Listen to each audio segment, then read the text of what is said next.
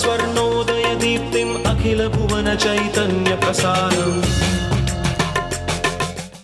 నమస్కారం, మన ధర్మం కార్యక్రమానికి స్వాగతం. ఇవాళ మన ధర్మం కార్యక్రమంలో మన ధర్మ సందేహాలను నివృత్తి చేసేందుకు మనతో పాటు ఉన్నారు ప్రముఖ ఆధ్యాత్మికవేత్త ఆచార్య శ్రీ తాడేపల్లి పతంజలి గారు. గురుగారు నమస్కారం. నమస్కారం అమ్మా. గురుగారు, ఈరోజు ఆషాఢ పౌర్ణమి, వ్యాసుని జన్మదినం. దీనిని గురు పౌర్ణమి అని ఎందుకంటారు?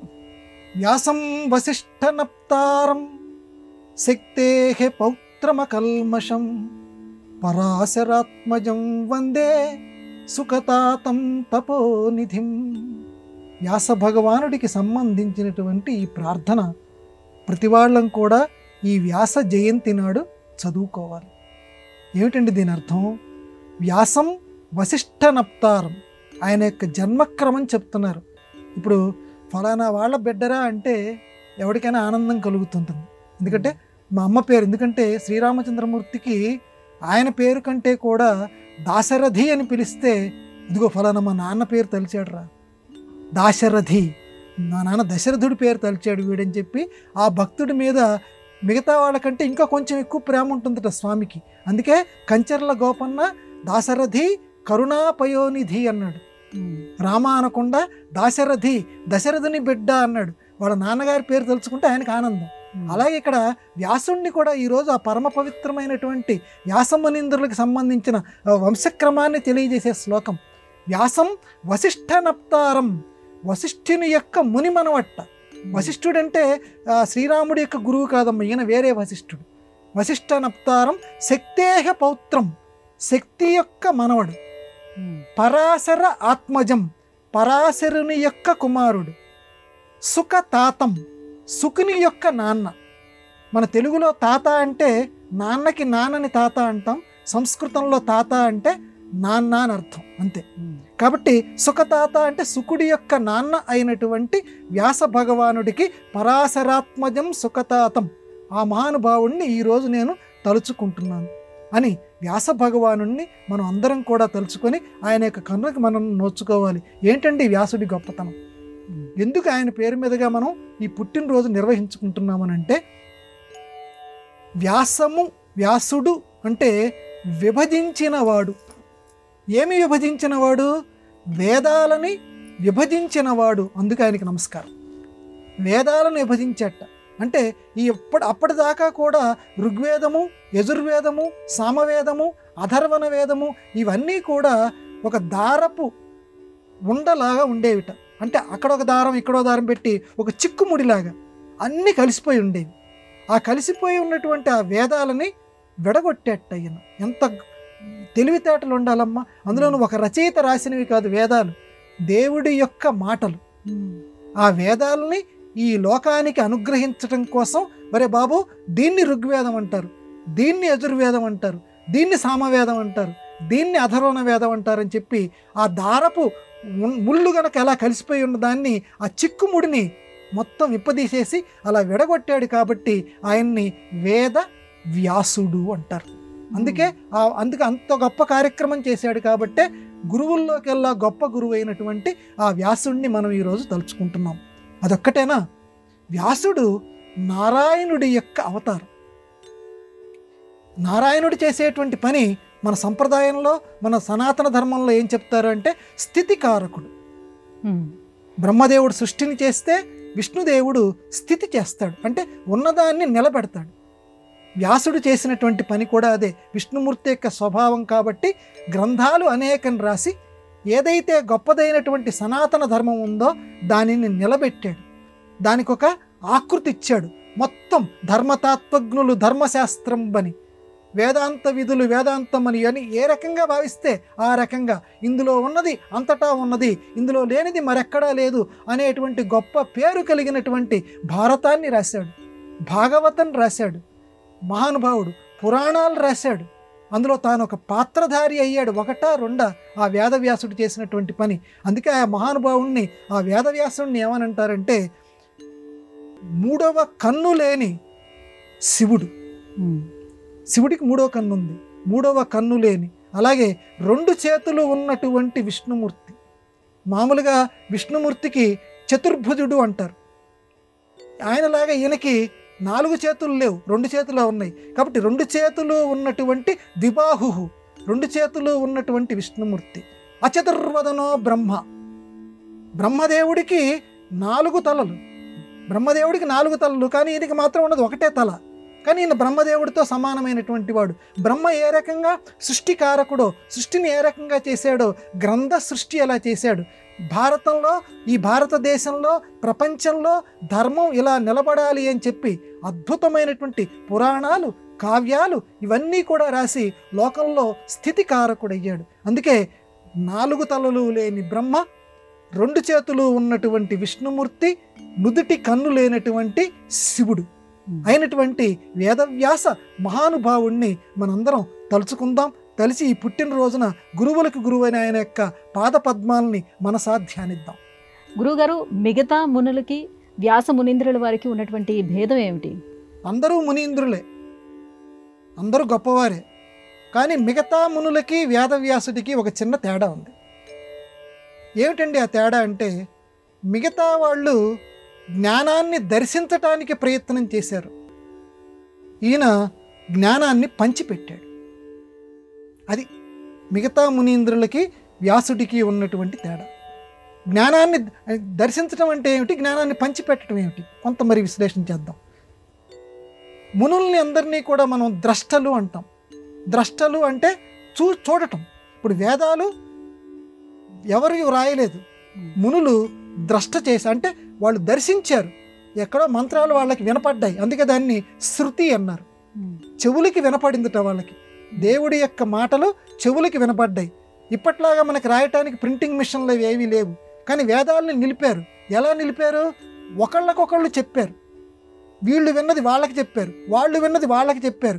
ఒక శిష్య పరంపరానుగతంగా వేదం ఈనాటికి నిలబడింది. అందుకే దాన్ని శృతి అంటారు. శృతి అంటే చెవి అని కూడా అర్థం. అందుకే వేదాలని శృతులు అంటారు.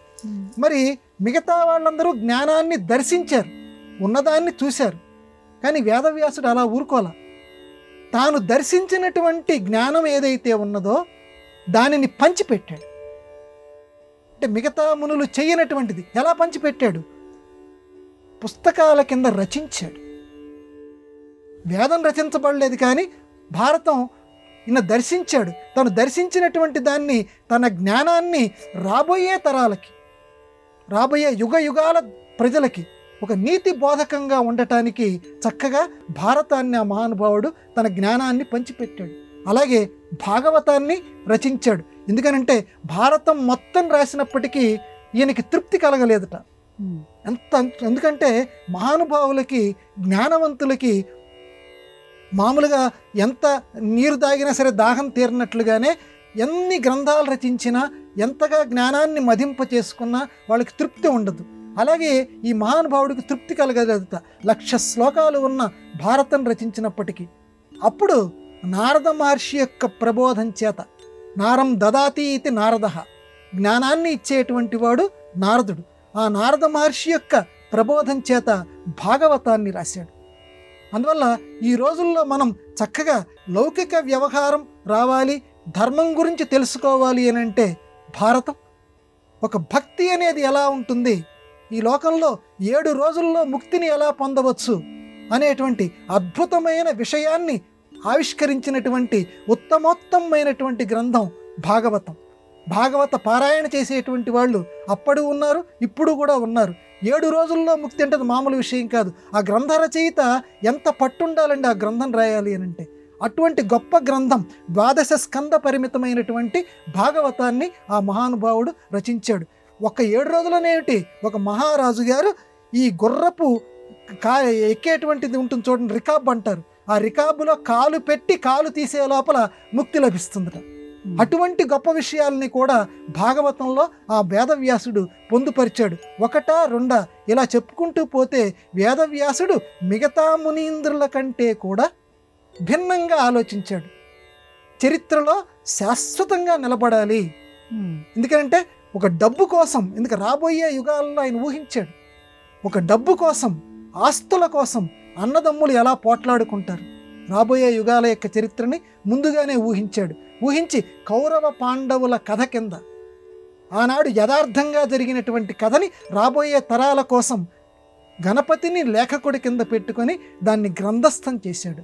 అది మిగతా మునీంద్రులకి వ్యాస భగవానుడికి ఉన్నటువంటి తేడా. గురుగారు, ఇప్పుడు మీరు చెప్పినట్టుగానే ఈ భారతం రాయటానికి గణపతిని ఎందుకు ఎన్నుకున్నారు వ్యాసుడు? గణపతినే ఎందుకు ఎంచుకున్నాడు? అసలు గణపతిని ఎంచుకున్నాడు అంటే అసలు ఈయనంత గొప్పవాడు. ఒకసారి మీరు ఆలోచన చేయండి. ఇప్పుడు అబ్దుల్ కలాం గారిని సెక్రటరీ కింద పెట్టుకోవాలంటే వాడెంత గొప్పవాడై ఉండాలి.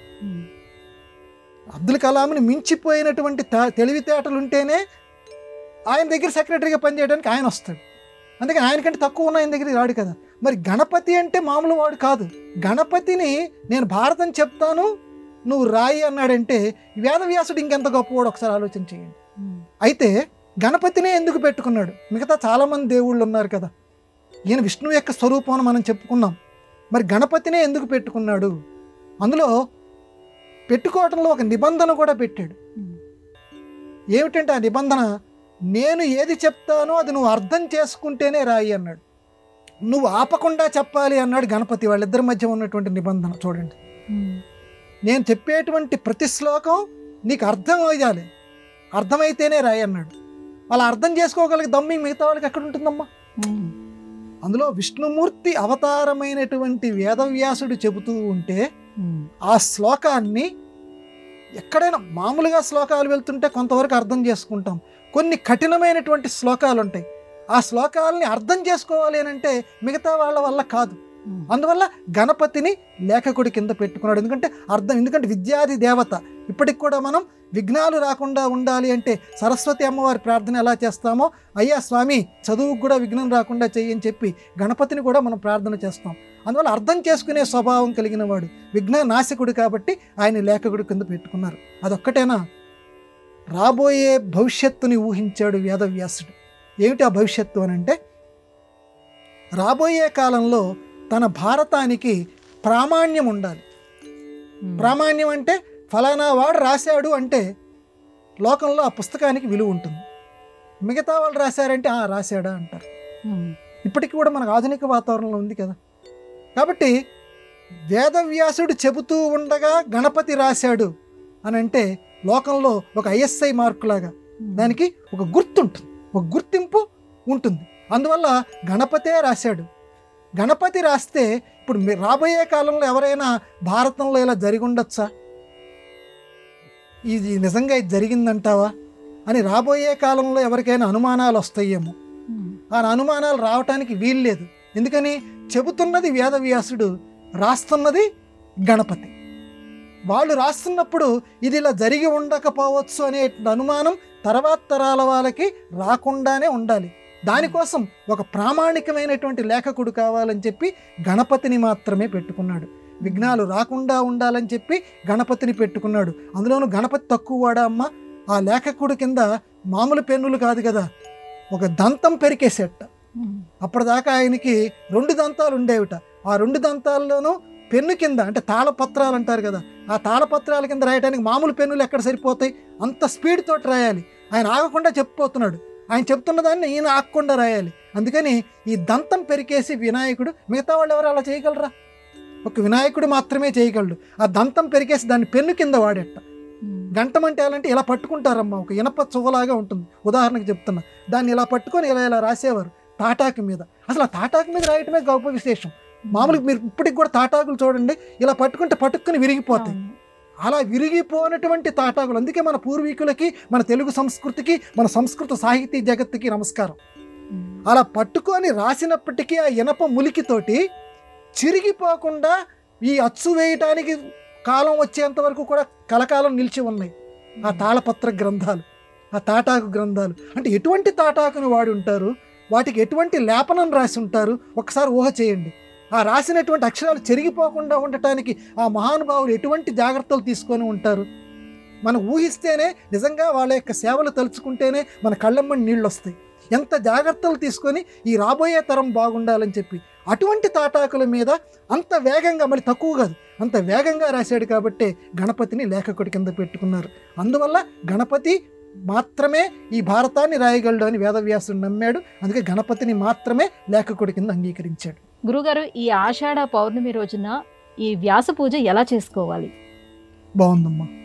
వ్యాస పూజ అంటే వ్యాసుడిని తలుచుకుంటే వ్యాస పూజ. వ్యాసుణ్ణి సేవిస్తే వ్యాస పూజ. పూజ సేవాయం. పూజ అనే పదానికి అర్థం ఏంటంటే సేవ చేయటము అని అర్థం. సాధారణంగా మన లోకంలో పూజ అంటే ఏంటంటే దేవుడి ముందు కూర్చొని ఒక్కొక్క నామం చదువుతూ ఒక్కొక్క పువ్వు వేయటం, ఇది పూజ. లేకపోతే మంత్రాలు చదువుకుంటూ కూర్చోవటం, ఇది పూజ అనుకుంటాం. ఇది కూడా పూజే, కానీ అది మాత్రమే పూజ కాదు. పూజ అనే పదానికి సంస్కృతంలో అర్థం ఏంటంటే సేవ. దేవాలయపు మెట్లున్నాయి, ఆ మెట్లుని శుభ్రం చేయటం దేవుడికి చేసేటువంటి పూజ. దేవుడికి సంబంధించినటువంటి ఆలయాన్ని శుభ్రంగా కడగటం దేవుడికి చేసేటువంటి పూజ. కాబట్టి ఆ ప్రాంగణం మొత్తం పరిశుభ్రంగా ఉంచటం దేవుడికి చేసేటువంటి పూజ. ఈ పూజ మనలో ఈరోజు ఎంతమందిని చేస్తున్నాం ఒక్కసారి ఆలోచన చేయాలి. అటువంటి పూజా సంస్కృతి మన సనాతన ధర్మం నేర్పింది. గుళ్ళల్లో నిస్వార్థంగా, మళ్ళీ డబ్బులకు ఆశించకుండా అటువంటి సేవ చేయగలిగితే స్వామి నిజంగా చాలా సంతోషిస్తాడట. అంత మాత్రం చేత నేను ఈ మంత్రాలు చదవటం, ఈ శతనామాలు చదవటం మానేయమంటల్లా. వాటితో పాటుగా మనకి శక్తి ఉన్నంత వరకు ఒక 2 అడుగుల దూరం నువ్వు ఊడు, ఒక 2 అడుగుల దూరం వాళ్ళు ఊడుస్తారు. ఎంతమంది చేస్తారు, ఎంతమంది చేస్తే అంతంత పెద్ద గుళ్ళు బాగుంటాయి. అటువంటి సేవ చెయ్యాలి. సరే, ఇంతకీ వ్యాస పూర్ణిమ నాడు వ్యాసుడిని ఎలా పూజ చేయాలి? ఎలా పూజ చేయాలంటే వ్యాసుడి ఫోటో పెట్టుకొని అంతర్జాలంలో ఎక్కడ పడితే అక్కడ మీకు దొరుకుతుంది, ఒక నమస్కారం చేయటం. ఇది కేవలం 1/10వ వంతు పూజ. అక్కడితోటి ఆగితే వ్యాసుడు సంతోషించడు. నిజంగా వ్యాసుడు ఎలా సంతోషిస్తాడంటే భారత గ్రంథం తీసుకో, లేకపోతే ఆయన రచించినటువంటి భాగవత గ్రంథం తీసుకో, లేదా ఒక పురాణం తీసుకొని అందులో కొంత భాగం చదువు. నీ వల్ల కాదా, చదవగలిగినటువంటి వాళ్ళని దగ్గర కూర్చోబెట్టుకొని దాన్ని వ్యాసపీఠం అంటారు. ఇప్పటికి కూడా చాలామందికి తెలియకపోవచ్చు. వ్యాసపీఠం అని అంటే చెక్కలు ఇటుపక్క అటుపక్క పుస్తకం పెట్టుకోవడానికి వీలుగా ఉంటుంది. దానికి కూడా వ్యాసుడి పేరు పెట్టారు. ఆ వ్యాసపీఠంలో ఆ పుస్తకాన్ని పెట్టి, ఆ భారతాన్నో ఆ భాగవతాన్నో పురాణాన్నో పెట్టి, నువ్వన్నా చదువుకో, ఒక భాగం చదువుకో. నాకు మొత్తం చదివేటువంటి సమయం లేదంటావా, కొంత భాగం కనీసం ఒక్క శ్లోకం అన్నా చదువుకో. నోరు తిరగదా, తెలిసినటువంటి వాడి దగ్గర చెప్పించుకో. అప్పుడు వ్యాసుడు సంతోషిస్తాడట. వ్యాస పౌర్ణమి నాడు వ్యాసుడికి మనం చేయవలసినటువంటి నిజమైన పూజ ఏంటంటే ఆయన గ్రంథంలో నుంచి కొంత భాగాన్ని చదవటం. అదొక్కటేనా? చదవటంతో పాటుగా అందులో నీతి ఏదైతే ఉన్నదో, అందులో సందేశం ఏదైతే ఉన్నదో దానిని ఆచరణలో పెట్టడం. అది కూడా వ్యాస పూజ, అక్షర పూజ. ఇటు ఫోటో దగ్గర పూలు వేస్తే అది ఒక రకమైన పూజ. చెప్పా కదా, 1/10వ వంతే దానికి నువ్వు వచ్చే ఫలితం. నిజంగా పుస్తకం చదవటం, పుస్తకంలో అలాగే తెలియనటువంటి వాళ్ళకి నాయన వ్యాసుడి గొప్పతనం ఇది, వ్యాసుడు మహాభారతంలో ఇది చెప్పాడు అని నలుగురికి చెప్పటం. అదొక్కటే కాకుండా దాన్ని ఆచరించటానికి ప్రయత్నం చేయటం. ఇది చేస్తే ఆ వ్యాస భగవానుడు చాలా సంతోషిస్తాడు. గురువులకు గురువైనటువంటి ఆ వ్యాస భగవానుడి యొక్క ఆశీస్సులు మనందరికీ దొరుకుతాయి. గురుగారు, ఈ ఆషాఢ పూర్ణిమే కాకుండా ఇంకొక 4 పూర్ణిమల నాడు గురువుల్ని ఆరాధించాలని చెప్తారు. ఏమిటా పూర్ణిమలు? అసలు పౌర్ణమి నాడు గురువు యొక్క పూజ చేయాలి. పౌర్ణమి అని అంటే మనందరికీ తెలుసు, చంద్రుడు బాగా అన్ని కళలతోటి వికసించి ఉన్నటువంటి రోజు. మానవులమైన మనమందరం కూడా ఎప్పుడు వికాసం కోరతాం, ముకుళిత్వాన్ని కోడు. మనిషి ముడుచుకుపోయాడంటే చాలామంది అతిపత్తి అంటుంటారు చూడండి, వాడి దగ్గరికి వెళ్ళటానికి కూడా చాలామంది అసహించుకుంటారు. ముడుచుకుపోయి ఉంటాడు, ఎప్పుడు వాడు ఎవరితో కలవడరా అంటుంటారు. అట్లా కాదు, మనం వికాసం చెంది ఉండాలి. వికాసం చెందటానికి గుర్తు ఏంటంటే పౌర్ణమి. అన్ని కళలతోటి చంద్రభగవానుడు చల్లదనాన్ని కురిపిస్తూ మన మనస్సుల్లో తెలియనటువంటి ఆనందాన్ని కలిగిస్తూ ఉంటాడు. చందయతి ఇది చంద్రహ. ఇటువంటి పౌర్ణములు 4 ఉన్నాయి. ఈ 4 పౌర్ణమిల్లోనూ గురు పూజ చేసినటువంటి వాడు ధన్యుడు అంది మన సనాతన ధర్మం. ఆ 4 పూర్ణిమల్లో ఆషాఢ పూర్ణిమ ఇవాళ మనం చెప్పుకుంటున్నాం, వ్యాసుడికి సంబంధించినటువంటి పూర్ణిమ. ఈరోజు వ్యాసుడి లేడు కాబట్టి వ్యాసుడి పేరు మీదుగా గురువుల్ని పూజించాలి. నీకు సంబంధించి నీకు అక్షరం ముక్క నేర్పినటువంటి గురువో, లేకపోతే నీ మనస్సు ఎవరి మీద గురి కుదురుతుందో ఆ గురువు. అది ఇక్కడ ప్రధానంగా. అంటే ఫలానా వాడిని చూసిన వెంటనే నా గురి కుదరాలటమ్మా, అది అతను గురువు. గురువులు చాలామంది ఉంటారు, అందరూ గురువులు కారు. నీ మనస్సు వీడిని చూడటంతో వీడు నా గురువు అని అనిపిస్తుందే, అతన్ని గురువు కింద ఎంచుకో చాలు. ఆ రకంగా ఎవరో ఒకరిని ఎంచుకొని ఈరోజు పూజ చెయ్యి. ఇది వ్యాస పౌర్ణమి నాడు గురువు. ఇక తర్వాత కార్తీక పౌర్ణమి. కార్తీక పౌర్ణమి నాడు ప్రతి కార్తీక మాసంలోనూ కార్తీక పౌర్ణమి నాడు పార్వతీదేవి శివుడి దగ్గర విద్యను నేర్చుకుంటుందట. ఇది మహానుభావులు మనకు చెప్పినటువంటి విషయం. అంటే పార్వతీదేవి అంతటిది శక్తిశాలిని శివుడి దగ్గర విద్య నేర్చుకుంటుందట కార్తీక మాసంలో. అది గురువుకి ఆవిడ ఇచ్చేటువంటి ఒక విలువ. నిజానికి ఆవిడకి విద్య రాకపోవటం ఏంటి? లలితా సహస్రనామాల్లో చూస్తే సమస్త విద్యాకారిణి ఆవిడ. ఆవిడకి విద్యలు రాకపోవటం కాదు, లోకంలో ఇప్పుడు శ్రీరామచంద్రమూర్తికి రానటువంటి విద్య ఉంది, కానీ గురువుగారి దగ్గర అభ్యాసం చేశాడా లేదా? కౌసల్య సుప్రజారామని విశ్వామిత్రుడి దగ్గర చదువుకున్నాడా లేడా? కాబట్టి లోకంలో ఒక సదాచారం, ప్రజలందరూ కూడా గురువుని ఆశ్రయించండి, గురుముఖత విద్య నేర్చుకోండి అనేటువంటి ఒక చక్కని సందేశాన్ని అందచేయటానికి పార్వతీదేవి కార్తీక మాసంలో శివుడి దగ్గర విద్యని అభ్యసిస్తుందట. పౌర్ణమి నాడు మరీ అభ్యసిస్తుందట. అందుకని కార్తీక పౌర్ణమి నాడు మనం కూడా ఒక గురువు దగ్గరికి వెళ్ళి, నీకు గురి కుదిరినటువంటి గురువు దగ్గరికి వెళ్ళి చక్కగా ఏదో ఒక విద్య, ఏదో ఒక చిన్న మంత్రము, ఏదో ఒక భాగము, ఇవాళ మంచి మాట చెప్పండి నేను వింటాను అని ఆ గురువుని ఆరాధించి నీకు తోచినంత ఏదో ఒకటి గురు దక్షిణ ఇవ్వాలి. గురుదక్షిణ లేకుండా చదువు గనక చెప్పించుకుంటే అది నీకు సిద్ధించదు. కాబట్టి ఎంతో కొంత గురుదక్షిణ ఆయనకి సమర్పించి గురువు ముఖత మంచి మాటలు నేర్చుకోవాలి, గురు పూజ చేయాలి. కార్తీక పౌర్ణమి. ఇక మాఘ పౌర్ణమి. మాఘ పౌర్ణమి ఇది కూడా గురువులకి సంబంధించినటువంటి ఉత్తమోత్తమైనటువంటి పౌర్ణమి. ఎందుకంటే మాఘమాసం యొక్క గొప్పతనం మనకు తెలుసు. మాఘ, అఘము అంటే పాపం, మాఘము అంటే పాపము లేనటువంటిది మాఘం. అందులో పాపము లేనటువంటి పౌర్ణమి. అది గురు విద్యని, అంటే నీకు ఇప్పటిదాకా ఏది కష్టంగా ఉంది, అది ఆంగ్ల విద్య కానివ్వండి, సంస్కృత విద్య కానివ్వండి, ఏదో నీ సాంకేతిక విద్య కానివ్వండి, ఏది ఎవరైనా గురువే. దానికి సంబంధించి ఈ మాఘ పౌర్ణమి నాడు దానికి సంబంధించినటువంటి గురువుని ఎంచుకొని ఆ గురుముఖత ఆ రోజు కొంత ఉపదేశాన్ని నువ్వు పొందు, ఆ గురువుని పూజించు. ఎందుకంటే ఈ మాఘ అష్టమి భీష్ముడికి సంబంధించి మనకు తెలుసు. మాఘ మాసం ఎటువంటి గొప్పదో మనకు తెలుసు. ఎందుకంటే సూర్యుడు పుట్టినటువంటి రోజు రథసప్తమి మాఘమాసంలోనే వస్తుంది. ఎన్నెన్నో విశిష్టతలు కలిగినటువంటిది మాఘమాసం. ఆ మాఘమాసానికి సంబంధించినటువంటి పౌర్ణమి గురువుని ఆరాధించవలసినటువంటి రోజు. ఇక చివరగా వైశాఖ పౌర్ణమి.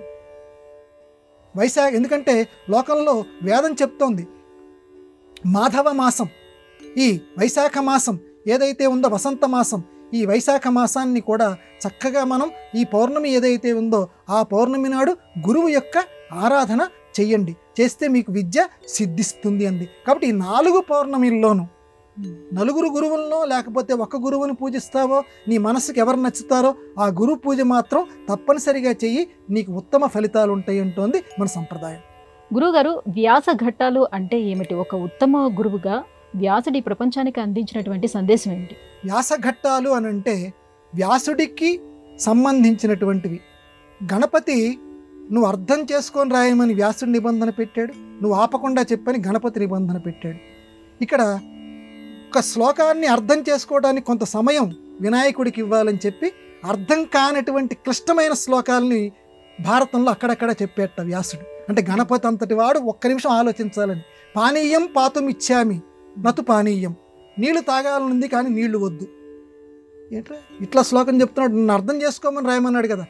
అంటే ఇక్కడ పానీయం నీళ్లు తాగను కానీ నీళ్లు కావాలి అని అంటే గంగాజలము అని ఇక్కడ సమన్వయం అన్నమాట అండి. అది మామూలు నీళ్లు కాదు, ఉత్తమోత్తమైనటువంటి గంగాజలము. ఇట్లా సమన్వయం చేసుకొని గణపతి ఆలోచించుకొని రాసేవట. ఇట్లా ఒక్క నిమిషం గణపతికి ఆలోచన గొలిపేటట్టు చేసి ఆ ఒక్క నిమిషంలో మిగతా శ్లోకాలు ఎలా ఉండాలో గబగబా ఈయన ఆలోచించుకునేవాట. ఈ నిబంధన తప్పకుండా. అటువంటి వాటిని భారతంలో చాలా ఉన్నాయి వ్యాసఘట్టాలు, అందులో ఒక వ్యాసఘట్ట శ్లోకం ఇది. అందువల్ల ఇది వినోదం కోసమే, నిజంగా గణపతికి అర్థం కాకపోవటం ఏమిటి, ఈయన ఆలోచించుకోవటం కోసం ఏంటి అంటే లోకానికి ఏంటంటే అప్పుడప్పుడు ఇట్లాంటి శ్లోకాలు కూడా మీరు చదువుతూ ఉంటే, ఒక ప్రహేళికలు చదువుతూ ఉంటే మీ మనస్సుకి ఆనందం గొలుపుతుంది సుమా అని చెప్పటానికి ఈ వ్యాసఘట్టాలు అనేటువంటి వాడిని ఈ వ్యాస భగవానుడు ఆవిష్కరించాడు. వాటిని కూడా చదువుకొని ప్రతివారు కూడా ఆనందించెదరు గాక. గురుగారు, ఇవాటి మన ధర్మం కార్యక్రమంలో మాకు వచ్చినటువంటి ఈ ధర్మ సందేహాలన్నీ కూడా నివృత్తి చేసినందుకు ధన్యవాదాలండి. నమస్కారం అమ్మా. ఇది ఇవాళ మన ధర్మం కార్యక్రమం. రేపటి మన ధర్మం కార్యక్రమంలో మళ్ళీ కలుసుకుందాం. నమస్కారం. ఈ కార్యక్రమాన్ని తిరిగి చూడాలనుకుంటే www.youtube.com/ETV Life Spiritual లో చూడవచ్చు.